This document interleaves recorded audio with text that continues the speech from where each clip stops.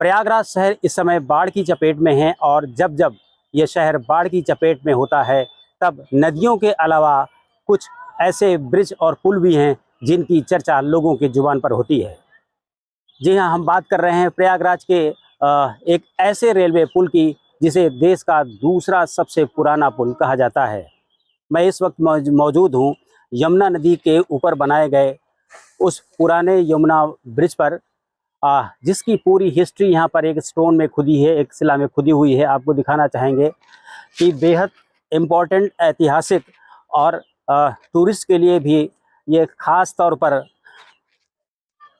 अलग जाने जाने वाला पुल है, जिसका निर्माण 1865 में अगस्त में हुआ था। 15 अगस्त 1865 को ये पुल शुरू किया गया था, जो लगभग 1 किलोमीटर 300 मीटर के आसपास इसकी जो लंबाई है। इसके जो आर्किटेक्ट हैं, जो इंजीनियर हैं, वो 3 तरह के इंजीनियर इसमें काम किए थे। एक जो इनके जो चीफ इंजीनियर इनको कहा जाता है वो मिस्टर सिबले थे, जिन्होंने इसको मेंटेन किया। इसके अलावा जो रेंडल हैं, उन्होंने इस पे पूरा का पूरा आयरन वर्क का काम किया था। ये जो पूरा नैनी और प्रयागराज को जोड़ने वाला यमुना का पुल आप देख रहे हैं, इसमें कुल मिलाकर के 17 पिलर है, वो भी आपको दिखाएंगे। लेकिन सबसे पहले हम आपको ये दिखाना चाहेंगे कि यह जो पूरा पुल है वो 2 मंजिला है, यानी कि ऊपर रेलवे का पुल रहता है और नीचे सड़क यातायात रहती है। 2 लाइनें हैं इसमें, एक लेफ्ट और एक राइट, और इससे ट्रेन गुजरती हैं। आप देख सकते हैं एक ट्रेन अभी भी तो इस यमुना पुल के बारे में कुछ और रोचक जानकारी आपको देते हैं। यह यमुना का पुल जहाँ पर हम खड़े हैं, इसमें लगभग 200 ट्रेन रोज गुजरती हैं। आप अंदाज़ा लगा सकते हैं कि 200 ट्रेन इस पुल से रोज गुजरती हैं। और शुरू में जब इस पुल का निर्माण किया गया था, तब इसमें गुजरने वाली ट्रेन की स्पीड 50 से 60 किलोमीटर प्रति घंटे के हिसाब से थी।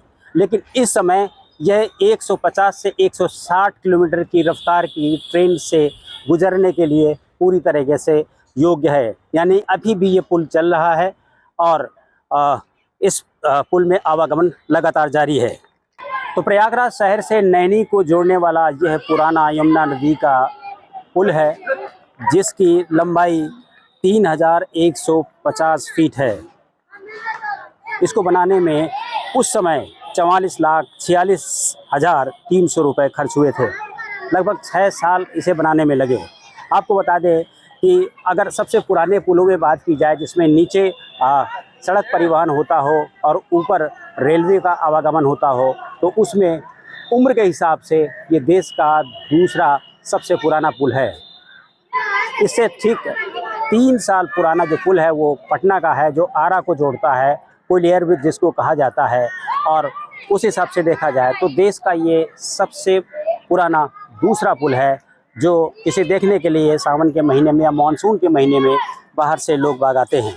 हम आपको दिखाना चाहेंगे कि इसी पुल का जो 13वें नंबर का पिलर है, मैं आपको दिखाना चाहूँगा, उसका जो आकार है वो हाथी पाँव की तरह है। इसको एलिफेंट शू की तरह कहते हैं। आपको दिखाना चाहेंगे यहाँ से ठीक दूसरे नंबर का जो वो है, ये पिलर है, ये हाथी पाँव कहा जाता है। और इंटरेस्टिंग बात यह है, रोचक बात यह है कि इसे ये नाम क्यों दिया गया। सबसे पहली बात यह है कि इस पुल में सबसे ज़्यादा अगर बहाव किसी का होता है यमुना जी का, तो इसी स्थान पर होता है। मतलब जो पानी का दबाव है वो सबसे अधिक यहाँ होता है, और इस दबाव को देखते हुए इसकी रचना, स्ट्रक्चर इस तरीके से किया गया कि उस दबाव को यह पिलर झेल सके।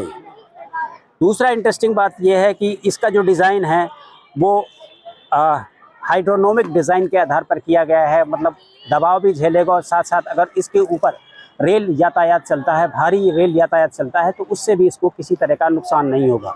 तीसरी रोचक बात यह भी है कि कुछ लोग यह मानते हैं कि ब्रिटिश इंजीनियर भारतीय प्रतीक और संस्कृति से जुड़े कुछ मिथकों पर भरोसा करते थे, और उनका कहना था, उनका सोचना था कि हाथी जो भारतीय संस्कृति में शक्ति, स्थिरता और शुभता का प्रतीक माना जाता है, उसको वो एक शुभ डिज़ाइन मानते थे। और इसी आधार पर उन्होंने इस नदी में जो इसका 13वां पिलर है, उसे हाथी के आकार का बनाया, जिसके साथ उसका स्थायित्व, उसकी शुभता भी जुड़ी हुई है।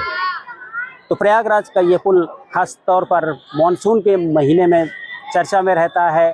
जिस समय बाढ़ होती है उस समय लोग नदियों में बाढ़ देखने आते हैं और यमुना नदी के इस ऐतिहासिक पुल को ज़रूर देखने आते हैं। तो अगर आप प्रयागराज आ रहे हो मानसून के महीने में तो इस ऐतिहासिक पुल का एक बार दीदार ज़रूर करिएगा। Dinesh Singh, TV9 news, Prayagraj.